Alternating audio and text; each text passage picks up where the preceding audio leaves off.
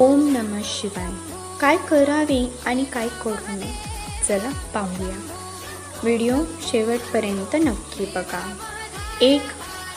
सोमवारी आणि एकादशीला या दिवशी नारळ फोडू नये, कारण ब्रह्मांडाचे तसेच ब्रह्मा, विष्णू आणि महेश यांचे प्रतीक आहे. त्या दिवशी नारळ फोडल्यास देवांना मार लागल्याचा दोष आपणास लागतो. 2.